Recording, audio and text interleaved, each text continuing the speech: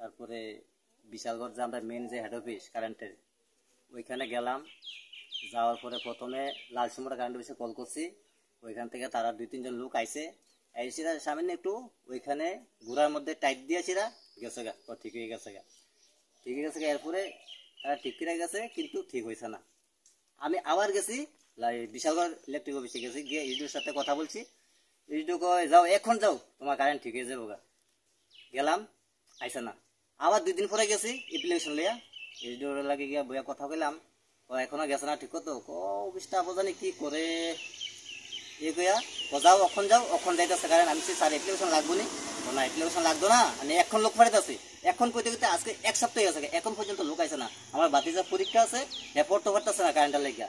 তাইলে আজকে আমরা কাছে একটা কারেন্ট পানা নাই, তাহলে কেলে আমরা কারেন্ট পাইতেছি না ঠিক মতো। আর একটু বৃষ্টি দিলে রাঙাপিনা কারেন্ট থাকে না, লাল সুমরা কারেন্ট থাকে।